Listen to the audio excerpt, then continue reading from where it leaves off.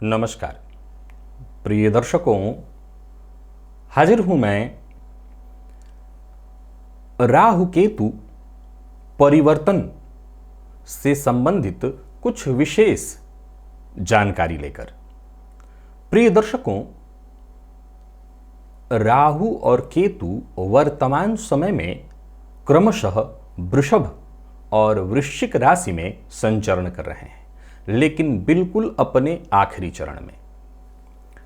अब यहां पर पंचांग का मतांतर या मतभेद कहें, कुछ जगहों पर 17 मार्च को ही राहु परिवर्तित होकर मेष राशि में प्रवेश कर रहे हैं, तो वहीं कुछ जगहों पर 12 अप्रैल को उनका प्रभाव दिखा रहा है। काशी के पंचांगों में भी मैं इस मामले में कुछ मतभेद देख रहा हूं। आप सभी लोग जब जन्म कुंडली अध्ययन कराने के लिए आते हैं मेरे पास भी या कहीं भी, तो आप लोगों के मन में कई बार जिनका जन्म ऐसी ही किसी अवस्था में जब राहु और केतु परिवर्तित हो रहे हों, आप लोगों के मन में उत्पन्न होता है कि फलाने में यहां इसमें दिखा रहा है और ये इसमें। इस बात को मैं हमेशा कहा करता हूं, याद दिलाया करता हूं कि जब भी राहु और केतु का गोचर हो, एक बार ध्यान आप अवश्य दीजिए। आप पाएंगे कि डेट में वहां मतांतर हमेशा रहता है। इस बार भी है। परंतु प्रिय दर्शकों, जब भी राहु और केतु जैसा ग्रह राशि परिवर्तन की तैयारी में हो, ये तो आप सभी जानते हैं कि राहु और केतु उल्टा चलते हैं, तो अब ये वृषभ से मेष और वृश्चिक से तुला में आएंगे, तो इनका प्रभाव पूर्व से ही जनमानस पर पड़ने लगता है। लगभग 3 माह पूर्व से ही इनके गोचर का आपके ऊपर असर शुरू हो जाता है। राहु और केतु के परिवर्तन का जो संपूर्ण प्रभाव वाला कार्यक्रम है, वो मैं भविष्य में आप सबों को के लिए लेकर के उपस्थित होऊंगा। बोर्ड पर जैसे मैं आपको बना करके समझाता हूं वैसे समझाऊंगा। लेकिन कभी भी जीवन में जब परेशानी आनी हो तो एकाएक नहीं आ जाती, और कभी भी जीवन काल में जब सुख का समय आना हो तो एकाएक नहीं आ जाता। उसकी प्लानिंग, उसकी तैयारी पूर्व से ही चलने लगती है। तो वैसे ही सभी मेष से लेकर के मीन राशि पर्यंत प्रत्येक राशि के जातकों को किन मामलों में अब विशेष रूप से सावधान रहना है। याद रखिए, सावधानी तो 12 राशियों को रखनी होगी, क्योंकि राहु केतु परिवर्तित होंगे तो इनका कोई ना कोई प्रभाव आपके जीवन पर पड़ेगा, और जो प्रभाव पड़ेगा उसमें अच्छाइयां कितनी है, बुराइयां कितनी है, इस पर बृहद चर्चा मैं भविष्य में करूंगा। लेकिन किन मामलों में अब आपको सावधान हो जाना चाहिए, इसी से संबंधित आज का यह कार्यक्रम है। चलिए मैं सबसे पहले तो बता दूं कि यह आपके राशिफल, ये जो एक तरह से राशिफल ही है, और आप अपने चंद्र राशि के आधार पर, और जब मैं इसकी बृहद चर्चा करूंगा तो उस समय यह भी कहूंगा कि लग्न राशि के आधार पर, दोनों के आधार पर देखिए। आज मैं सिर्फ इतना ही कह देता हूं क्योंकि कई तरह के प्रश्न आपके मन में उत्पन्न होने लगते हैं, तो संशय न हो इसलिए आप सिर्फ चंद्र राशि के आधार पर इसको देख लीजिए। सावधानी, आज कोई भी अच्छाई की बात नहीं, किन मामलों में सावधान रहना है इसकी चर्चा लेकर के मैं आप सबके सम्मुख उपस्थित हुआ हूं। मैं सबसे पहले अगर बात करूं मेष राशि की, तो यह गोचर अब आपकी राशि पर ही प्रारंभ होने जा रहा है। राहु आपकी राशि पर होंगे और केतु आपकी राशि से सप्तमस्थ तुला राशि में होंगे। सप्तम भाव आपके दांपत्य का है और राहु आपके व्यक्तित्व में होंगे। तो सीधी सी बात है कि प्रश्न जन्म कुंडली हो या चंद्र कुंडली, लग्न सब कुछ है, तो आपके लग्न में ही राहु का होना यह व्यक्तित्व में भ्रम की स्थिति को उत्पन्न कराने वाला बता रहा है। यानी जिन मामलों में आने वाले दिनों में, मान लिया जाए कोई बड़ा व्यापार इत्यादि शुरू करने की सोच रहे हैं और मन में तरह तरह के प्रश्न उत्पन्न हो रहे हैं, संशय की स्थिति है, तो सबसे पहला जवाब है अब ऐसे कामों से आपको जरा बच करके रहना होगा। सावधानी जरूरी है। क्रोध पर अपने नियंत्रण रखिए, और दांपत्य जीवन में अगर मतभेद चल रहा है तो यह मतभेद और उग्र रूप लेगा। सावधान रहिए, नहीं तो दांपत्य कोर्ट में पहुंचने वाला है। एक दूसरा, पार्टनरशिप में अगर आपका व्यापार है तो पार्टनर के साथ भी इस गोचर काल के दौरान अब आपको सावधानी बरतनी होगी। 18 माह तक राहु और केतु का गोचर एक राशि में होता है, तो यह गोचर जो आपके लिए चल रहा है, यहाँ पार्टनरशिप में आपका व्यापार है, तो वहाँ भी आपको संपूर्ण रूप से सतर्क और सावधान रहना होगा। पार्टनर के साथ मतभेद और परेशानी उत्पन्न होने वाली है। राहु का आपके व्यक्तित्व पर संचरण करना आपके मन में भ्रम तो उत्पन्न करेगा ही, संभव है कि आपके द्वारा कुछ इलीगल गलत कार्य भी किया जाए या आपसे हो जाए, बहकावे में आकर के हो जाए। ऐसे कार्यों से आपको बचकर के रहना होगा, नहीं किसी बड़ी मुसीबत में आप पड़ेंगे। तो मेष राशि के जातक, जिन मामलों में आपका चित्त स्वीकृति नहीं दे रहा है, मन नहीं कर रहा है, ऐसे कार्यों को करने से पूरी तरह से बचिए, नहीं मुसीबत में पड़ेंगे। वृषभ के लिए अगर इसी गोचर को देखा जाए तो ये द्वादश और षष्ठम में होने जा रहा है। ये आपको कोर्ट कचहरी के चक्कर लगवाएगा। क्या अच्छाई होगी भविष्य में, इसकी हम चर्चा करेंगे, लेकिन ये गोचर संभव है कि आपको कोर्ट कचहरी का चक्कर लगवाए। शत्रुओं की संख्या में वृद्धि करा दे, क्योंकि गोचर जब बदलेगा तो केतु षष्ठ में चले जाएंगे, तो भ्रामक रोग उत्पन्न करने वाला बन जाएगा यह गोचर। रोग कुछ और डॉक्टर कुछ पकड़ नहीं पा रहे हैं तो परेशानी बढ़ेगी। स्वास्थ्य से संबंधित परेशानियां बढ़ने वाली हैं, व्ययाधिक्य होने वाला है, यात्रा में कष्ट, यात्रा से कष्ट, और नौकरी इत्यादि में है तो एकाएक परिवर्तन की स्थिति, ट्रांसफर की स्थिति उत्पन्न होगी। तो सभी वृषभ राशि के जातक सबसे पहले तो कोर्ट कचहरी जैसी स्थिति उत्पन्न न हो जीवन काल में, इसको लेकर के सावधान रहें। स्वास्थ्य को लेकर के पूरी तरह से सावधान रहें। स्वास्थ्य में तनिक भी परेशानी दिखाई पड़ती हो तो जैसे भी हो सके नियम पूर्वक खान पान पर ध्यान देकर के जैसे भी हो अपने आप को सुरक्षित और स्वस्थ रखने का प्रयत्न करिएगा, क्योंकि षष्ठ में गोचर कर रहे केतु स्वास्थ्य पर ही सबसे ज्यादा असर करते हैं, या यूं कहें कि स्वास्थ्य पर वो असर नहीं करते, रोग को छुपा देते हैं, भ्रम में डाल देते हैं। तो रोग जब पकड़ में ना आए तो वो खतरनाक हो जाता है। तो आपको इस मामले में बेहद सतर्क रहना होगा, सावधान रहना होगा। गैर कानूनी काम करने से बचिए, कोई भी गैर कानूनी काम मत करिए। जीवन साथी का अपमान करना और चारित्रिक कमजोरी, इससे भी आपको पूरी तरह से बच करके रहना होगा, नहीं तो परेशानी में पड़ेंगे आप, बड़ी मुसीबत में। तो सावधान हो जाइए, समय शुरू हो चुका है, आने वाला नहीं है। इसके धीरे धीरे प्रभाव अब आप अपने जीवन काल में देखना, माहौल शुरू हो चुका है, क्रिएट हो रहा है, अब आपको नियंत्रण करना है।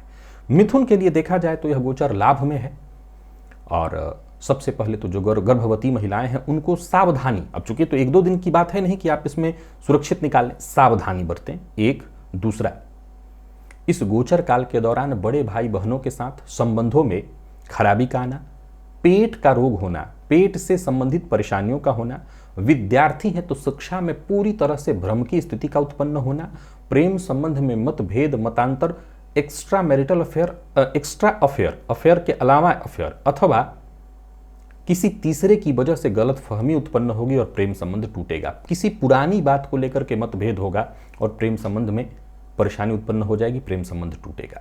यहां यह ध्यान रखिएगा कि राहु और केतु का संबंध जो है, क्रमशः विशेषकर राहु का संबंध मंगल की राशि से हुआ है। तो मंगल की राशि से जब यह होगा तो उग्रता की स्थिति हर जगह उत्पन्न होगी, हर जगह उग्रता वाला वातावरण बनेगा, तो ये प्रेम संबंध में परेशानी उत्पन्न करेगा। अगर आप शेयर मार्केट में निवेश करते हैं तो लाभ तो वहां से है आकस्मिक रूप से खूब, लेकिन सतर्क होकर के निवेश करिएगा, नहीं मुसीबत में पड़ेगा। और फिर से कह दूं कि जो भी आपके शुभचिंतक हैं, बड़े बूढ़े हैं घर के, उनकी बात को मानिए। बड़े भाई बहनों का अपमान आपके द्वारा नहीं होना चाहिए, नहीं तो खराबी है ये। अगर अब हम कर्क की चर्चा करें तो यह गोचर दशम में और चतुर्थ में होने जा रहा है। ये आपके स्वगृह का, सुख का, माँ का, पिता का, आपके कार्यस्थल का, इन सभी चीज़ों का विचार इन चीज़ों से होता है। नौकरी पेशा है तो कार्य क्षेत्र में परेशानियों का सामना होगा, पिता के स्वास्थ्य में परेशानी, घर का वातावरण खराब, घर में कलह का वातावरण, माता के स्वास्थ्य में विशेष रूप से परेशानी, माता के साथ अनबन, मतभेद, कोई संपत्ति जो बहुत दिनों से लेने की आप सोच रहे थे, अगर आपने खरीदने का प्रयत्न किया तो ले तो लिए, लेकिन उसमें भी कहीं ना कहीं मुसीबत आ जाएगी, परेशानी आ जाएगी।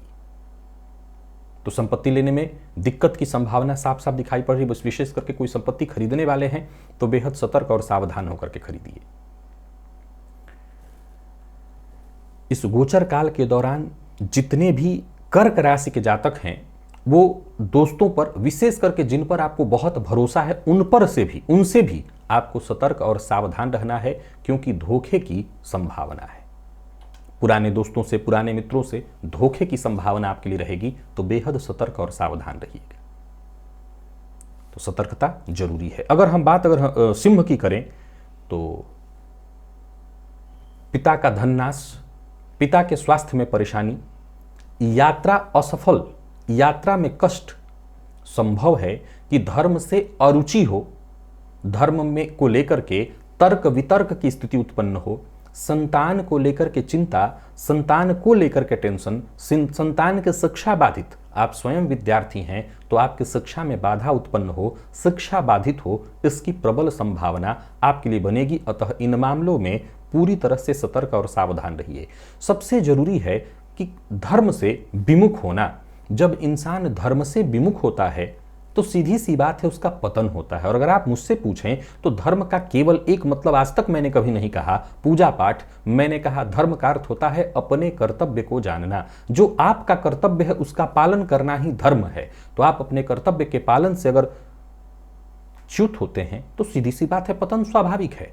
तो बहुत ज्यादा सावधान रहना होगा। कोई भी गैर कानूनी काम मत करिएगा, नहीं राजदंड की स्थिति भी उत्पन्न होगी। तो यहाँ पर सिंह राशि के जातकों को मैं सबसे पहले तो धर्म से विमुख न होने की सलाह देता हूं। कोई गैर कानूनी काम करने से बचिए, ये बात बता दूं। पिता के स्वास्थ्य का ख्याल रखिएगा। और अगर हम बात कन्या की करें तो यह गोचर आपके लिए अष्टम और द्वितीय में होने जा रहा है। वाणी पर बहुत सावधानी, मद्यपान, मांसाहार से दूरी, वाहन इत्यादि चलाते समय भी सावधानी, स्वास्थ्य का ख्याल रखना है। कोई गुप्त कार्य जो बहुत दिनों से करते आ रहे थे या छुपा हुआ था वो उजागर हो जाए, इसकी प्रबल संभावना बनेगी। स्वास्थ्य में कई तरह की परेशानियों की संभावनाओं के साथ साथ गुप्त रोगों की भी संभावना इस गोचर काल के दौरान, इस अवधि के दौरान उत्पन्न होगी। देखा जाए तो पेट से संबंधित परेशानी और साथ ही साथ कट जाना, जल जाना, दुर्घटना, किसी भी तरह के ऑपरेशन इत्यादि से अगर आपको गुजरना है तो उसमें कुछ न कुछ गलती हो जाए जिससे परेशानी लंबे समय तक चले। तो बहुत सावधान रहने की आवश्यकता है कन्या राशि के जातकों को भी इस गोचर काल के दौरान। मैं बता दूं कि इस राशिफल में केवल सावधानियों की चर्चा कर रहा हूं। मैं बृहद चर्चा लेकर के जब उपस्थित होऊंगा, क्या अच्छाई इससे निकल करके आ रही है, उस समय हम जानेंगे। तो आपको इस मामले में पूरी तरह से सतर्क और सावधान रहना होगा। विशेष करके कोई ऑपरेशन इत्यादि है तो सतर्कता बेहद आवश्यक है। अब आप कैसे सतर्क रहेंगे, बस इतना ध्यान रखिए कि सही डॉक्टर का चुनाव हो आपके लिए। यही बात अगर हम तुला की करें तो ये दाम्पत्य जीवन में पूरी तरह से परेशानी उत्पन्न करेगा, मतभेद उत्पन्न कराएगा, जीवन साथी के स्वास्थ्य को कमजोर कर देगा, जीवन साथी से मतभेद कराएगा, मन को अशांत और भ्रमित कराने वाला बनेगा। ये इस गोचर काल के दौरान पार्टनरशिप में अगर आपका व्यापार है तो पार्टनरशिप का व्यापार बाधित हो जाएगा, टूटने की प्रबल संभावना बन जाएगी। मन पूरी तरह से उद्विग्न, अशांत, किसी भी कार्य में मन का न लगना, परेशानियां बढ़ चढ़ करके आएंगी। एक के बाद एक टेंशन, एक के बाद एक परेशानी निरंतर बनी रहने वाली है। तो बेहद सजग, सतर्क और सावधान रहना होगा। सबसे ज्यादा परेशानी यही होगी कि जीवन साथी के साथ तू मैं मतभेद, जीवन साथी के स्वास्थ्य में परेशानी की स्थिति बनी रहने वाली है। हर कार्य में बाधा, बनता काम अंत में जाकर के बिगड़ जाए, होते होते रह जाए, ऐसी स्थिति उत्पन्न होगी। तो सतर्क रहिएगा, सावधान रहिएगा। उपाय भविष्य में मैं जब राशिफल बताऊंगा इसका तो समझाऊंगा। वृश्चिक के लिए यह गोचर षष्ठ में होने जा रहा है, तो रोग, रिपु और ऋण, इनसे सावधान रहना है, सतर्क रहना है। धार्मिक कृत्यों से जुड़े रहने का प्रयत्न करिएगा और यह ध्यान रखिएगा कि इस गोचर काल के दौरान शत्रुओं की संख्या बढ़ जाएगी। ऐसा कोई कार्य मत करिए जिससे बेवजह आपके लोग शत्रु बने। वाणी पर नियंत्रण रखिए। कोई भी कार्य करिए, दिखावे से बचिए। अच्छे कार्यों का प्रचार कम से कम करिए, या कोई भी आपका अच्छा या बुरा जो भी काम हो, अपना प्रचार कम करिए, दिखावा कम करिए। नहीं, नजर लगने की शिकायत सबसे ज्यादा आपको होगी।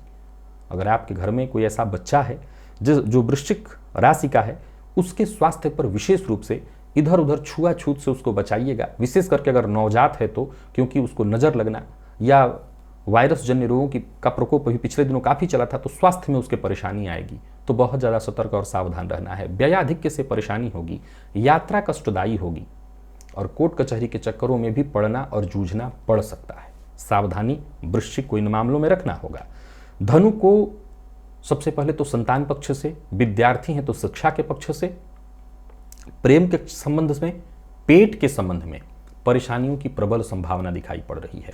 विद्यार्थियों के लिए इस गोचर को मैं बिल्कुल ठीक नहीं कहूंगा, यह मन को भटकाने वाला होगा, मन में तरह तरह की बातें उत्पन्न कराने वाला होगा, ओवर कॉन्फिडेंस में पढ़ करके भी नुकसान होगा, अति आत्मविश्वास घातक सिद्ध होगा विद्यार्थियों के लिए, और प्रेम के क्षेत्र में भी ये परेशानी लाने वाला है। चूंकि ये मंगल की राशि में संचरण करेंगे राहु। उग्रता, जल्दबाजी, क्रोध, विचारों का तुरंत बदलाव, बार बार बदलना, ऐसी स्थिति उत्पन्न होगी। और मैं बता दूं कि ये आने वाला नहीं है, इसके कुछ लक्षण शुरू हो चुके होंगे आपके जीवन काल में। ये परिवर्तन हो गया है, बदलाव शुरू हो चुका है, प्रभाव मिलने लगा है। अब हम पूर्ण प्रभाव आने वाले दिनों में, जैसे जैसे राहु को बल मिलेगा वैसे वैसे ये प्रभाव और ज्यादा बढ़ चढ़ करके आएगा। तो ये इन मामलों में जरा सावधानी बरतिएगा। इन्हीं क्षेत्रों से संबंधित आपको विशेष परेशानियों का सामना करना पड़ेगा। ऐसा नहीं कि कुछ अच्छाई नहीं, अच्छाई भी है जिसकी चर्चा आने वाले दिनों में मैं करूंगा। और मकर के लिए चतुर्थ में होने जा रहा है। जानते हैं चौथा भाव आपके मित्र का है, आपके समाज में आपका वर्चस्व का है, छवि कैसी है आपकी समाज में उसका विचार यहां से होता है। माता का है, भूमि भवन वाहन का है, आपके सुखों का है। इस भाव में राहु का गोचर करना सबसे पहले तो माता के सुखों में कमी लाएगा, मां के स्वास्थ्य को कमजोर करेगा, घर में कलह का वातावरण बनाएगा, जीवन साथी से कलह कराएगा, पिता के साथ कलह कराएगा, समाज में आपकी छवि को खराब करने वाला होगा। नौकर, जो विश्वास पात्र आपके लोग थे वो आपको छोड़ करके जा सकते हैं। प्रबल संभावना है इसकी कि मित्र से भी धोखा मिले। धोखे की प्रबल स्थिति जीवन काल में उत्पन्न होगी मकर राशि के जातकों के लिए। कोई भी अचल संपत्ति खरीद रहे हैं तो केवल सतर्क रहने से काम नहीं चलेगा, पूरी तरह से सतर्क होकर के खरीदिए, अन्यथा इस बात की संभावना है कि गलत निर्णय हो जाए और उसका आपको पछतावा करने का भी मौका न मिले। तो कोई भी अचल संपत्ति बेहद सजग, सतर्क और सावधान होकर के ही खरीदना है। यह मकर राशि के जातकों के लिए प्रबल सावधानी की आवश्यकता है। कुंभ के लिए यह गोचर पराक्रम में है। छोटे भाई बहनों के साथ विवाद, मतभेद, परिश्रम खूब करना पड़ेगा और परिश्रम के बाद भी रिजल्ट में थोड़ी कमी आ सकती है। धर्म से मन भटकेगा, धर्म पर बार बार आप प्रश्न उठा सकेंगे या उठाएंगे। मन का भटकाव तो रहेगा ही रहेगा। जीवन साथी के स्वास्थ्य में परेशानी, जीवन साथी के साथ मतभेद, और सबसे बड़ी बात यही है कि धर्म से आप भी विमुख होंगे कहीं ना कहीं। और धर्म से विमुख होने का तो मैं सदैव एक ही मतलब कह सकता हूं कि विकास आपका बाधित हो जाए। ये लक्षण आने वाला नहीं है, शुरू हो चुका है। अब आप इसको महसूस धीरे धीरे करेंगे। जैसे जैसे राहु के पास बल आएगा ये प्रभाव मिलता चला जाएगा। पहले से अगर सजग रहें, सतर्क रहें तो इन चीजों से बचिए। जैसे भाई से किसी बात को लेकर के बहस की स्थिति उत्पन्न है, आप चाहते हैं कि नियंत्रण में आ जाए, आप थोड़ा सा प्रयत्न करिए कि नियंत्रित हो जाए, अभी से बचाव में लग जाइए। पड़ोसी से बात बात पर लड़ाई झगड़ा हो रहा है तो इस समय और बढ़ सकता है, तो पहले से ही प्रयत्न करिए कि पड़ोसी से मतभेद ना हो। कोई भी कार्य एक साथ बहुत सारे कार्यों में हाथ मत डालिए। एक कार्य पूरा हो इसके बाद ही किसी काम में, क्योंकि बहुत अधिक सारे काम एक साथ उठा लेंगे और हर कार्य में असफलता का मुंह देखना पड़ेगा। ये सावधानी मैं आपको लेकर के आया हूं बताने के लिए, सावधान हो जाइए। और मीन के लिए अगर इस गोचर को देखें तो द्वितीय भाव में होने जा रहा है, जो कि आपकी वाणी का भाव है, धन का भाव है, खाने पीने का विचार यहां से होता है, कुटुंब का भाव है। यहां पर राहु का गोचर मंगल की राशि में वाणी में उग्रता लाएगा, स्वास्थ्य में परेशानी लाएगा, गलत लोगों के बीच उठना बैठना, गलत संगति, खान पान, मद्यपान, मांसाहार आपके जीवन काल में बढ़ने वाला है। और जाहिर सी बात है कि गलत खान पान से अगर आप जुड़ेंगे तो स्वास्थ्य पर इसका बुरा असर तो पड़ेगा ही पड़ेगा। तो यहां पर सावधानी बेहद आवश्यक है। अगर आप मीन राशि के, वाणी पर नियंत्रण बेहद आवश्यक है।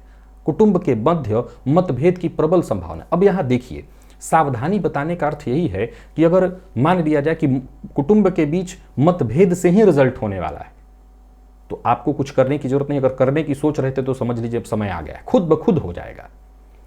करना नहीं चाहते हैं तो आपको बचाने के लिए तत्पर हो जाना चाहिए। दोनों ही रास्ते हैं, आपको सावधानी बताने का अर्थ ही यही है। सावधानी वाहन इत्यादि चलाते समय भी रखिएगा, चोट चपेट की घटना होगी। कर्ज लेन देन के मामले में बेहद सतर्क और सावधान रहना है, देना नहीं है किसी को कर्ज, इससे भी मुसीबत होगी, परेशानी होगी। तो वाणी पर नियंत्रण, खान पान पर नियंत्रण, कर्ज लेन देन से बचना, कुटुंब के बीच मतभेद न हो, और हो तो आपको पहले से ही तैयारी है तो फिर बड़े प्रेम से पूरे मनोयोग के साथ करिए, सफलता मिल जाएगी। प्रिय दर्शकों, आज राहु और केतु के परिवर्तन से संबंधित सावधानियों को लेकर के मैं आप सबके सम्मुख उपस्थित हुआ था। मैंने आपको उसके बारे में बताया।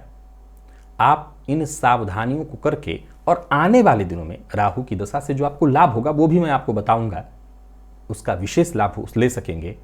और राहु केतु के गोचर से भी डरने की कोई आवश्यकता नहीं। यह गोचर आपके लिए श्रेष्ठ और शुभदायी सुखदायी हो जाएगा। ये जरूर है कि इसके लिए बृहद चर्चा भविष्य में मैं लेकर के आप सबके सम्मुख उपस्थित होऊंगा। आज के लिए बस इतना ही, इजाजत दीजिए, पुनः मुलाकात होगी। तब तक के लिए नमस्कार।